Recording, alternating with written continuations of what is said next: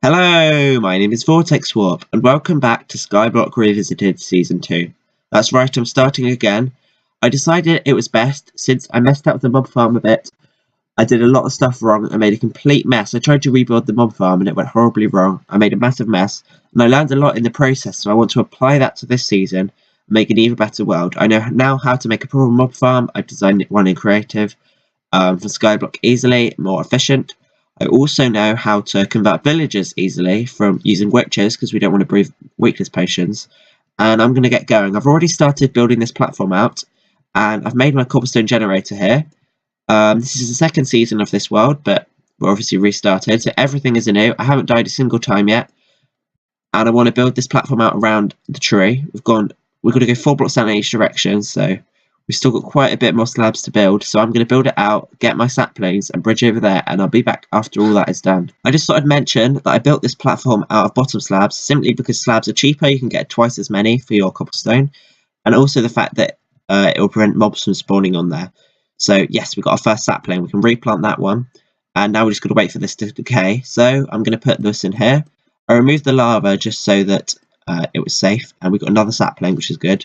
Yeah, so that nothing would fall in it, but we can put that back now and continue mining because we're going to need loads of slabs to get over to that island over there. So I'm going to do that and I'll be back after that. Okay, it's getting to be night time. There should not be any mobs spawning though. I'm going to bring my water because we're going to need to descend when we get over here. There might be a few mobs spawning on our little tiny patch of island. In fact, the lava should be lighting everything up actually. Let's see, this is light level 15. 15. Yeah, everything's all lit up on the island. I think that's because of our lava block though, which is nice. So let's head over there. There shouldn't be any mobs on the actual sand either, which is nice. We've got a tiny bit more to bridge, and then we've got to descend slightly because we want to get under that so that we can break it in case anything falls down. Got my slabs though. We've got to bridge out. Hopefully I've got enough for this. Okay, so we want to place our water bucket down. We want to get into the water, we want to go down a couple blocks, there, breathe, place a block there, another block there, and collect the water. Okay, this is a very valuable journey. If we mess this up, it's game over for our world. I'm sorry for the recording at night, but there's not much I can do. Scared this is going to fall, it didn't, brilliant. I think it's because this stuff isn't falling, it's only if we update the lower stuff that it actually falls. Let's see, we've got to expand this out so that we can collect the cactus without it falling. And we've got the cactus, okay. So now we've got to get the sand. 27 sand, brilliant, okay. Look at my tiny island, it's so miserable compared to what I had before, but at least it's neat and tidy. I do want to surround, yeah, okay. So now we've got to protect this.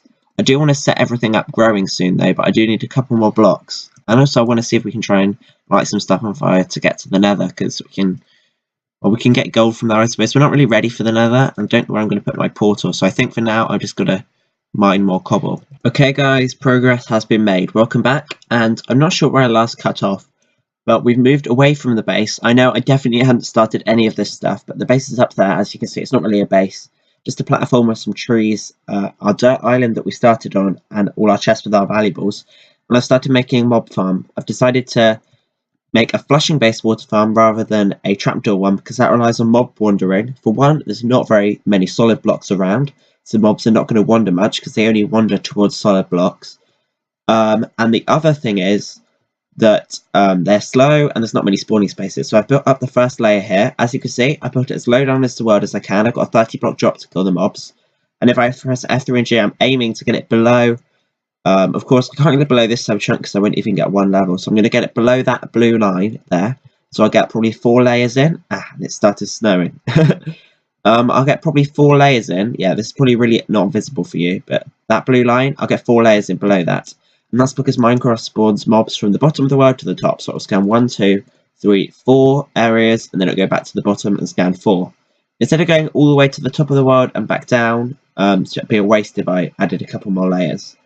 So let's hide away the chunk boundaries. And of course it's snowing, so it's not very appealing to look at. As you can see, I've got this platform. The water will drop down here. It will flush all the mobs into the middle. Big enough for spiders to fit down too.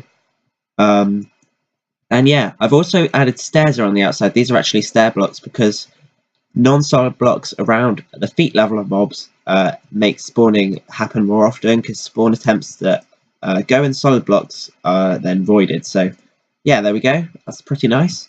Of course, now I've got to build another one of these. So I've got to build solid blocks now for the actual shape of it. It's going to be quite ugly, but it's going to do just fine.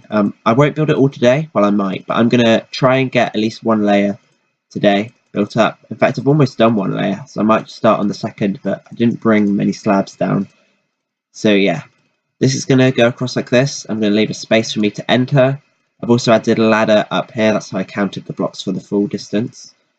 And then the next layer can actually go straight there, so like that is where the next layer will start, and it will be the same thing repeated. And then afterwards we've got some fancy stuff with water, because obviously we can't use dispensers because that's too expensive, and we don't have bows or redstone yet. So what we're going to have to do is redirect the water so that it flows down into this areas. I've created a concept in my creative test world about this, and it works pretty well. This concept is inspired by Archeon River.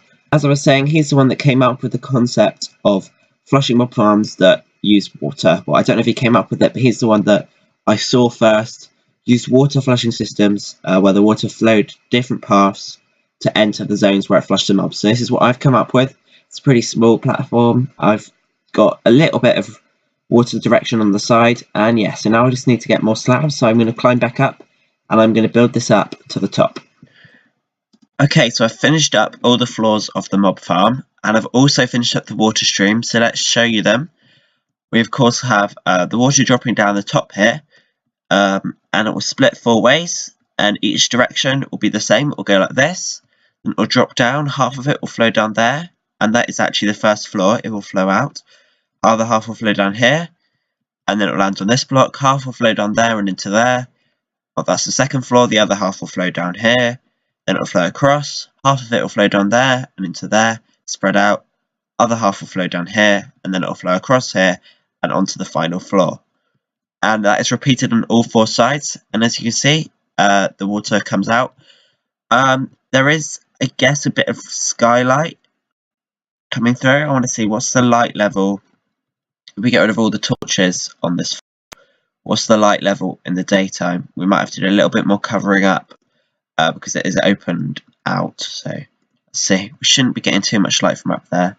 Let's see, so we got light 7, 8. Of course, we have light coming through here. Let's quickly just block that off. 6, 5, 6. Okay, so it is actually dark enough, which is brilliant. Okay, excellent. So yeah, that's going to work. I've got it repeating on all the sides. I'm going to put the torches back now, though, because I do not want mobs spawning in here until we add our water, the final water. That should be good. So now all I've got to do is get the water in.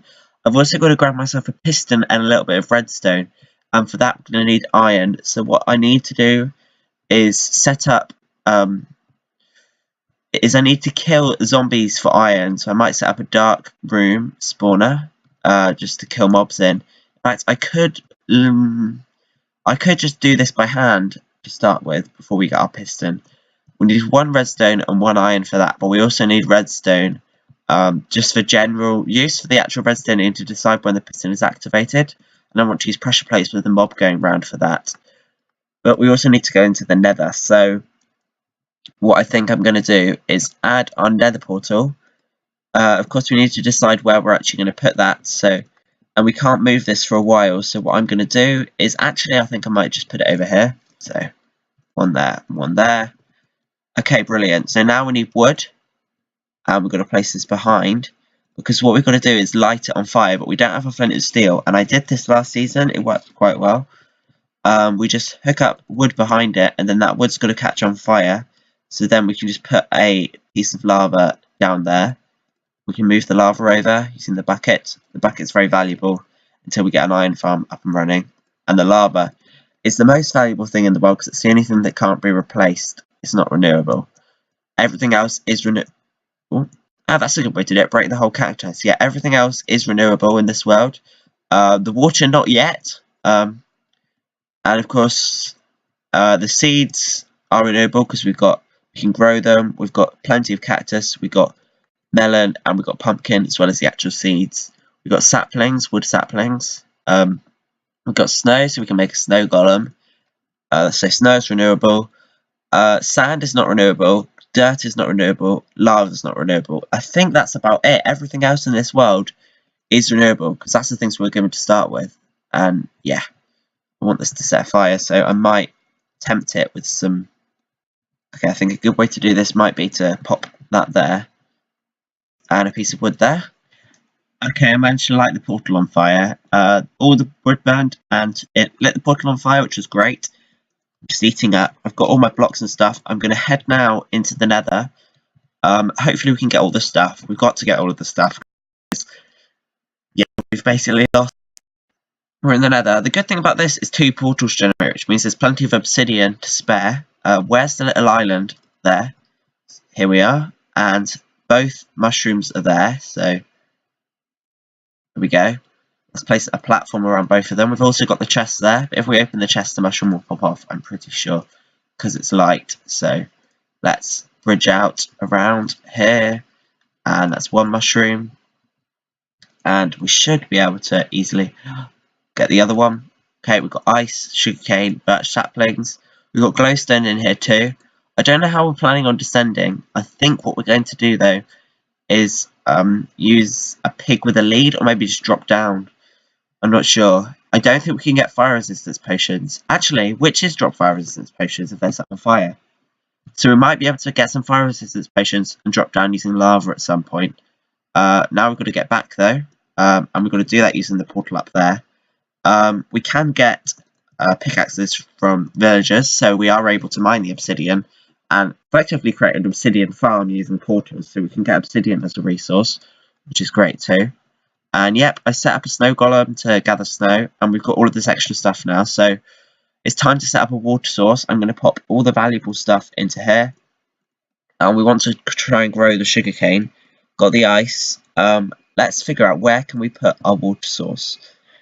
So I've been grinding down at the mob farm for a while now, and I realised actually what I was doing was unnecessary. I was breaking the block below the water and letting it flow out and then going down and repeating. What I've realised is I don't need to do that. I can actually make use of a dispenser. So I've got plenty of string, as you can see here. It's very efficient for string. Much better than last season's. If you haven't seen that, then I don't know if you want to see it or not. It was only 4 episodes, but yeah. I did not have a good mob farm for getting string, but now we can make ourselves a dispenser. We've got a piece of redstone there. And yeah, we can use our water bucket in that, as you can see there. And we also need, of course, a mob or something, an entity to go in there. I'm thinking we could maybe use a boat. Okay, so this is the concept I've come up for activating the farm. I've added the dispenser here with the water bucket facing downwards, pointing into our water streams that distribute evenly across the farm.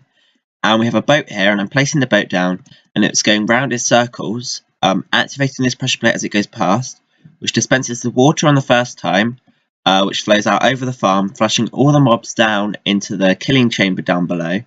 And then as it comes around the second time, it will activate it again, removing the water, and then there'll be a whole revolution which will allow the mobs to spawn. It would be ideal if we could hook up 2 pressure plates. In fact, I might be able to do that, but we'd need a longer boat thing, and this is only temporary. I do want to add a T-flip-flop with a piston at some point, so we don't have to use our water bucket for this, because that costs iron. But in fact, yeah, when we do get an iron farm up and running, that might be an issue. But anyway, that's hooked up to here, and as you can see, that means that the water flickers on and off. So if we just watch it for a couple seconds, you'll see as the boat passes, it should, remove the water there. Which will remove from all of the platforms and mean that down the bottom here, the mobs should be falling. It allows me to get a fair bit of string. What I've done is actually remove this platform, not entirely because I want to use it still. But as you can see, we're getting tons of mob drops down at the bottom there. We don't have hoppers to pick it up, or even water streams, or whatever I plan on using. I haven't decided yet, but there we go. It's working pretty nicely. We've got a little bit there, and I've just been putting it in this chest, but obviously I took it up a minute ago.